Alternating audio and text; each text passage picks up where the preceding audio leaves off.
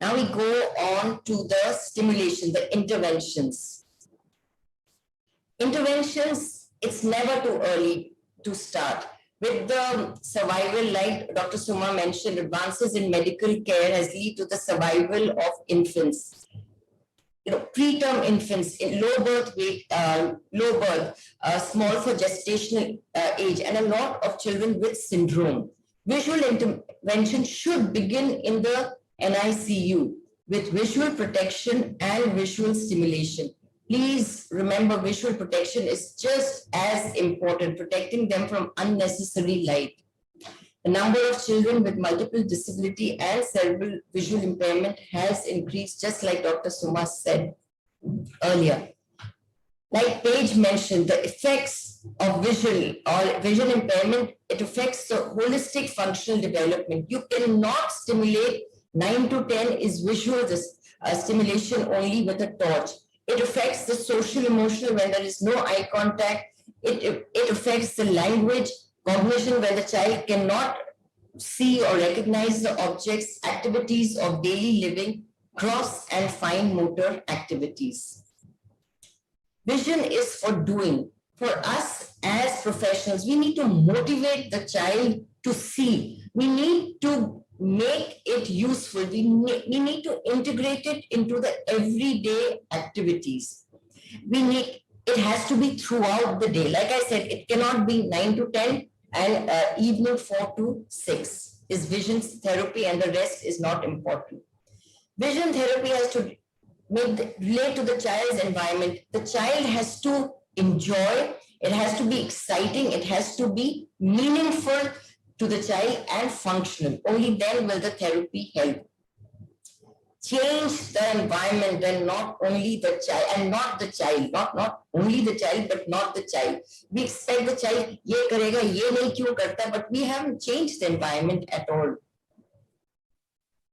It follows a process depending dark room, semi-dark room, normal and outside. You cannot just say just because he can see it in dark room that he has.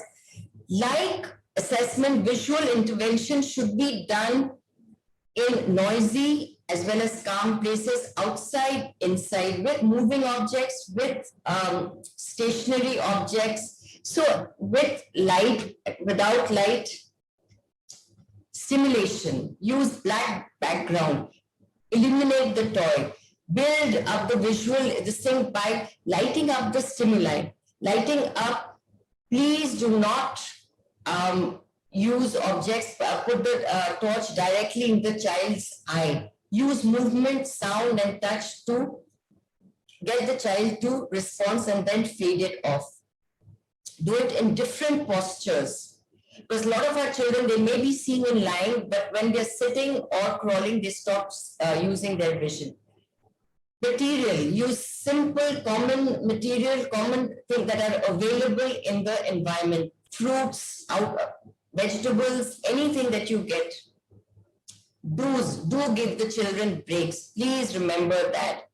Make the child comfortable. Use the child's own toys or equipment to make the child feel at ease. Use colorful, bright, fluorescent toys and material. Use a board because our children have a distant vision, they don't have, so they tend to come forward to look. So use a wedge which helps them to maintain their position. Use contrast.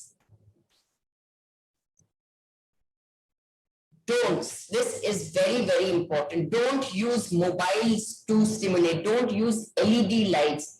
Don't use Diwali lights or Christmas lights. They are vibrating. They affect the vision, or they affect the child's, because the child it may lead to seizures, and especially for a child with seizures, Diwali lights and vibrating toys are a big no-no. I love this because I'm wearing yellow. And during assessment or intervention, please do not wear brightly colored clothes. In fact, the thing that Paige showed, I'm wearing yellow in that also. Terrible. Wear black so that you do not distract the child. Avoid clutter. It's important that the child has a clean and a clear environment to look at. Each child is unique. Now I go to the third part, the success stories, and each journey has a different story to tell. Here, I want to say that I'm showing the success stories, but not all the children reach up to the level of 9 to 10. There are some children who, because of sensory the dysfunction or because of seizures, some of them do not progress as much as we would like them to. But they have, the potential is lost because of the other comorbidities. This is Vehant. He was absolutely, he was normal, he's going to school, I hate the word normal, going to school, and then he got pneumonia and got a stroke. He lost all his functions.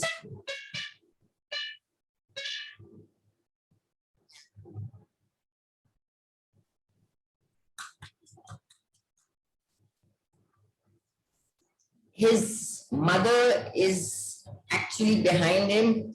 Literally, I think she's dedicated, like all parents, for the. This was exciting because, from the right peripheral free is getting it, he's looking with the left also. Knowing the field is very important, not only to place the objects in that field to begin with, but also we need to develop the other field. Our children with CVI, they get the sides as well as they get the superior. Their inferior, like Dr. Suma mentioned, is the problem. Walking is a problem. Looking down at objects is a problem.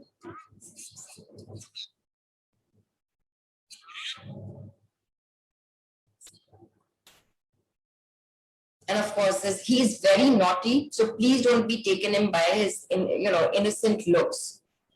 And he loves working and proving himself, which is fantastic. This is Rishabh.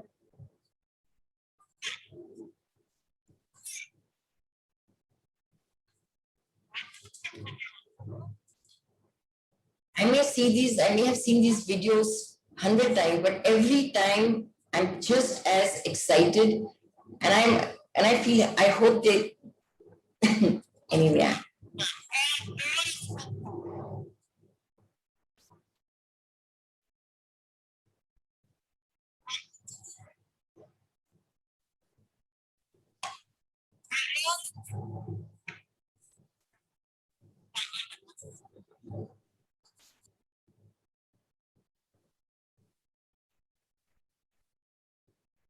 So he may be in reading without and writing without any adaptations, but walking he needs adaptations, especially in an unfamiliar place.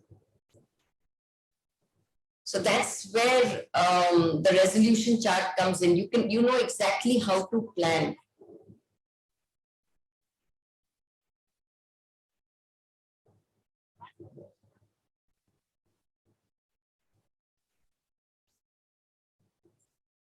Oh, sorry. This is Mishti. They come from Haryana, and we are walking for a vision out, in the open, outdoors.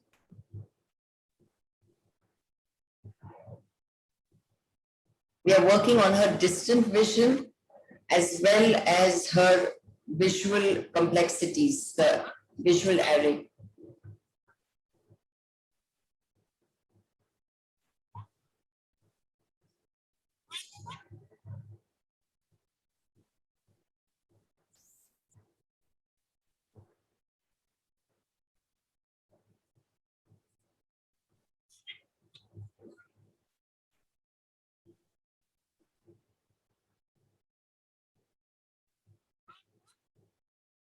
This is quite brilliant because yellow ball and yellow leaves, yellow and brown leaves. I wasn't sure whether I'll get it, but she did.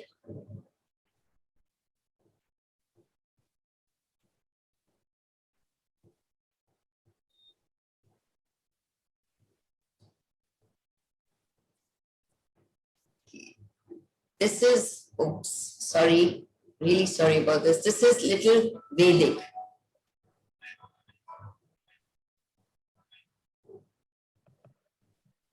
Oh, has it stopped? Madhumati ma'am, let's go a little bit faster. Yeah, I finished. So I think, Oh, sorry, we have to- sorry.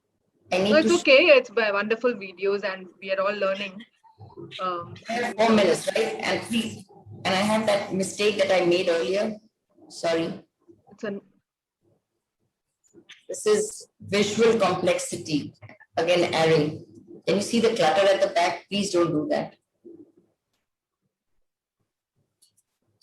This is, we are working on fine motor also with vision. There are times when she's not looking and she's using just a touch, and it happens a lot with children with CBI. I think we'll have to fast forward this because next is Dr. Amanjit Siota session. So because we have another just 2-3 minutes. I would like to thank our parents and our children. Without them, without you, we are nothing. And thank you. This is our team. Thank you to all for believing in our work. And I have to say something about the Vrindavan team is that in spite of the lockdown, they made home visits and they saw all the children, and they didn't ignore, they made telephone calls also. Okay, thank you. Thank you very much. And it's been a pleasure. Thank you.